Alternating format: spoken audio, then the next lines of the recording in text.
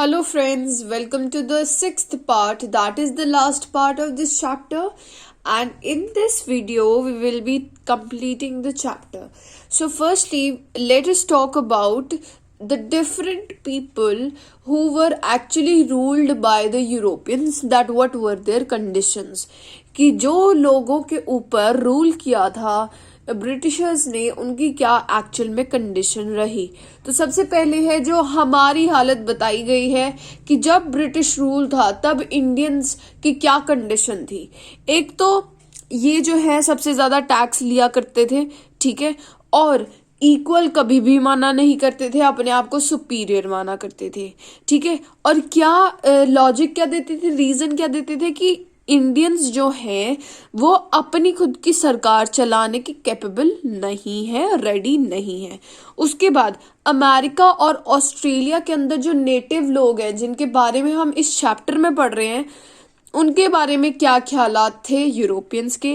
ये कहते थे ये सिटीजन्स नहीं है, ठीक है, और ये इक्वल भी नहीं है। लॉजिक क्या देते थे, ये प्रिमिटिव है, मतलब बहुत ज्यादा पुराने टाइप के लोग हैं जिन्हें कुछ भी साइंटिफिक चीज नहीं पता, कुछ भी ये लॉजिकली नहीं करते, प्रॉफिट के लिए नहीं करते, ठीक है।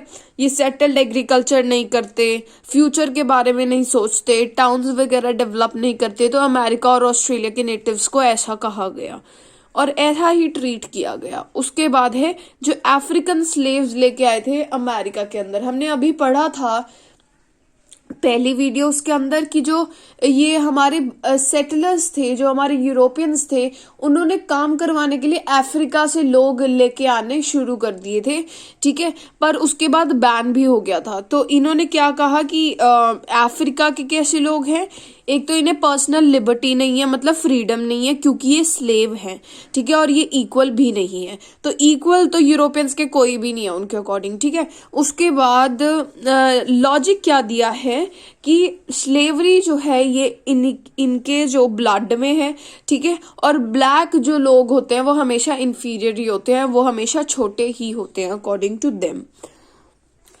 अगर हम बात करें ऑस्ट्रेलिया के अंदर यूरोपियंस कब आए, तो नॉर्थ अमेरिका में जब आए थे उसके 300 साल बाद ही जो है यूरोपियंस ऑस्ट्रेलिया के अंदर आ पाए। रीजन क्या हो सकता है, क्योंकि ऑस्ट्रेलिया जो है वो काफी दूर है, ठीक है, और पैसिफिक ओशन वगैरह को पार करो, ठीक है, जो कि बहुत ज्यादा डेंजरस ओशन माना जाता है। तो इसकी वजह से इसकी डिस्कवरी 300 साल बाद हुई।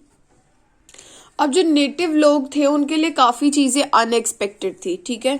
तो पहली चीज है कि 19th और 20th सेंचुरी के अंदर इन्हें नहीं पता था, आगे बढ़कर 19th और 20th सेंचुरी का मतलब क्या हुआ, 1801 to 1900 and 20th century means 1901 to 2000, right. तो ये चीजें मैंने आपको पहले क्लियर कर रखी हैं। अब इन्हें ये नहीं पता था कि 1920th सेंचुरी के अंदर हम में से 90% लोग की डेथ हो जाएगी। किस वजह से, जर्म्स की वजह से। देखो ऑस्ट्रेलिया जो है वो बहुत दूर था, आइसोलेटेड था, इसकी वजह से उनके इम्यून सिस्टम इतना स्ट्रांग नहीं था, ठीक है। तो जब जो लोग हैं वो डिफरेंट टाइप्स ऑफ डिजीजेस लेके आ रहे हैं ऑस्ट्रेलिया के अंदर, तब इनका इम्यून सिस्टम उसके अगेंस्ट काम नहीं कर पाया और उनकी डेथ होनी शुरू हो गई, ठीक है। लैंड एंड रिसोर्सेज इनके छीन लिए जाएंगे और इनके पास कुछ नहीं रहेगा उसकी वजह से। और सेटलर्स के अगेंस्ट जो बैटल्स लड़ी इन्होंने, क्यों लड़ी अभी हम बताएंगे, ठीक है।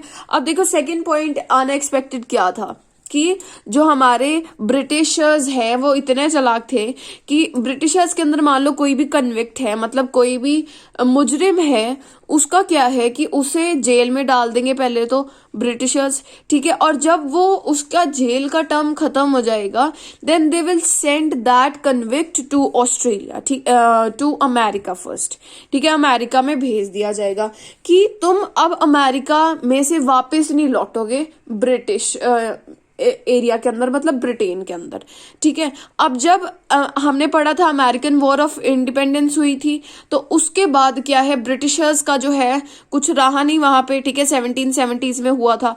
अब उन्हें जब मिल गया ऑस्ट्रेलिया, अब उन्होंने ऑस्ट्रेलिया के साथ ऐसा करना शुरू कर दिया ताकि हमारे एरिया में शांति बनी रहे, हमारे एरिया में ऐसे लोग ना रहें, ठीक है, जो क्रिमिनल लोग हैं, तो उन्होंने ऐसा करना शुरू कर दिया। अब ये जो कन्विक्ट आया करते थे ऑस्ट्रेलिया के अंदर, वो क्या करा करते थे, इन नेटिव लोगों की लैंड ले लेना, ठीक है, वैसे ही काम दोबारा करना। तो ये सारी चीजें जो है वहां पे होने लग गई, जिसकी वजह से नेटिव लोगों को बहुत ज्यादा परेशानियां देखनी पड़ी। बात करते हैं ऑस्ट्रेलिया की इकोनॉमिक डेवलपमेंट के बारे में। देखो, ऑस्ट्रेलिया जो है वो उसकी इकोनॉमिक डेवलपमेंट अमेरिका जितनी अच्छी नहीं थी, ठीक है, कम वेरीड थी, मतलब कम वेराइटी थी यहाँ पे इकोनॉमिक डेवलपमेंट की। यहाँ पे ज्यादातर शीप फार्म्स हुआ करते थे, वाइन यार्ड्स हुआ करते थे, मतलब कि ग्रेप्स जहाँ पे उगाए जा रहे हैं, देन जो वाइन है उसे बनाया जा रहा है, उसे प्रोसेस किया जा रहा है, और वीट फार्मिंग हुआ करती थी, ठीक है। तो अब जब कंट्रोल जो है यूरोपियंस का बहुत ज़्यादा बढ़ गया, in 1911 they decided to make a place their capital, कि ऑस्ट्रेलिया की एक कैपिटल होनी चाहिए जहाँ पे सारी जो एडमिनिस्ट्रेटिव फंक्शनिंग है वो होगी, ठीक है। कई लोगों ने कहा इस कैपिटल का नाम वूल वीट गोल्ड रख दो। क्यों? क्योंकि देखो शीप है और वीट है, वहां पे गोल्ड भी हुआ करता था, तो इस कैपिटल का नाम ये रख दो, वूल वीट गोल्ड। बट ये नहीं रखा गया, इसका एक्चुअल नाम रखा गया कैनबेरा। कैनबेरा जो वर्ड है एक्चुअल डिराइव किया गया है फ्रॉम द नेटिव लैंग्वेज कैम्बेरा से, ठीक है। तो इसका मतलब क्या होता है, मीटिंग प्लेस, की जहां पर काफी लोग आके मीट कर रहे हैं, काफी लोग जो है मीटिंग कर रहे हैं due to administrative purposes and all. तो कैनबेरा जो है वो ऑस्ट्रेलिया की कैपिटल है, and I have shown you the location of Canberra in the last video, ठीक है। अब देखो इन्हें क्या डर क्या था, इन्हें था कि ऑस्ट्रेलिया के अंदर ना नॉन वाइट लोग ना आ जाए, मतलब ब्लैक लोग ना आ जाए। पहले क्या हो रहा था, नेटिव्स जो है उन्हें इतना काम करा नहीं जाता था उनसे, क्योंकि they were very much free before the Europeans entered, ठीक है। तो अब वो जो है फार्म्स में ज्यादा काम कर रहे थे, पर एक्चुअल में उनसे होता नहीं था, ठीक है। उनकी जो सिचुएशन है वो बुरी होती जा रही थी। अब क्या किया, इन यूरोपियंस ने जो है चाइनीज इमिग्रेंट्स बुलाने शुरू कर दिए कि तुम हमारा काम किया करो, ठीक है। अब जो ये चाइनीज इमिग्रेंट्स हैं, आप कह सकते हो साउथ एशिया से आए, साउथ ईस्ट एशिया से आए जो लोग हैं वो ब्लैक थे, ठीक है। तो इन सभी को, ये जो सेटलर्स आए, इन सभी को था कि हमारे ऑस्ट्रेलिया में ना ब्लैक लोग ना आने लग जाएं। इसकी वजह से इन्होंने क्या किया, इन 1974 दे बैंड दैट डार्क पीपल जो है वो ऑस्ट्रेलिया के अंदर नहीं आ सकते। उन्होंने डार्क पीपल के ऊपर बैन लगा दिया, that nobody who is non white will not enter in Australia, okay. अब हम पढ़ेंगे the wind of change topic. Wind of change के अंदर क्या है कि कैसे जो है हमारे ऑस्ट्रेलिया के नेटिव्स को कैसे, मतलब एक तरह से रिकग्निशन मिली, कैसे उन्हें राइट्स मिले, ये सब कुछ, ठीक है। तो अब एक स्पीच दी गई इन 1968 बाय WEH स्टेनर, ठीक है। इन्होंने एक स्पीच दी जिसे नाम दिया गया द ग्रेट ऑस्ट्रेलियन साइलेंस, ठीक है। साइलेंस कौन सा, कि नेटिव लोगों के बारे में कोई क्यों नहीं बात करता, ठीक है। तो इन्होंने इस बारे में स्पीच दी जो कि बहुत ज्यादा पावरफुल स्पीच थी, जिसकी वजह से बहुत ज्यादा इम्पैक्ट पड़ा ऑन द ऑस्ट्रेलियन नेटिव्स, कि हमें भी अपने बारे में बताना चाहिए that yes we are here, ठीक है। हमारी क्या हिस्ट्री है, हम कहाँ से हैं, कि हमारी एक्चुअल में हम कहाँ से बिलोंग करते हैं, हमारी लैंड इतनी सैक्रेड है, हमें यही आता है, पेंटिंग आती है, ठीक है, कार्विंग आती है, हम नेचर के बारे में अलग वे से सोचते हैं, क्लाइमेट के बारे में अलग वे से सोचते हैं। तो ये सारी चीजें जो हैं वो बतानी शुरू कर दी इन नेटिव लोगों ने, ठीक है। They started writing books and all. उसके बाद जो है मतलब कम्युनिटीज की इंपॉर्टेंस जो है वो बढ़ गई, दैट यस। उसके बाद हेनरी रेनॉल्ड ने जो है एक बुक लिखी, वाई वॉरेंट वी टोल्ड। इसके अंदर हेनरी रेनॉल्ड ने क्या बताया कि जो ऑस्ट्रेलिया की हिस्ट्री है वो कैसे लिखी जाती है। शुरुआत में लिखा जाता है कि ऑस्ट्रेलिया की डिस्कवरी की गई थी बाय कैप्टन जेम्स कुक, ठीक है, ऐसे करके शुरुआत की जाती है। तो इनका कहना था कि उससे पहले ये जो नेटिव लोग रह रहे हैं उनकी कोई हिस्ट्री नहीं है। सो ही क्वेश्चन कि जो ये नेटिव लोग हैं इनकी खुद की हिस्ट्री है, why that is not included in the history of Australia, ठीक है, तो ये चीज इन्होंने क्वेश्चन की। उसके बाद जो है इन्हें बहुत ज्यादा इंपॉर्टेंस देनी शुरू कर दी गई और म्यूजियम्स के अंदर इनके आर्ट्स गैलरीज में, ठीक है, और ऑस्ट्रेलिया के अंदर मल्टीकल्चरलिज्म आ गया। मतलब कि ये जो हमारे नेटिव लोग हैं, एक तो इनकी बहुत इंपॉर्टेंस है कि भाई yes your culture is important to us, to the Australian government.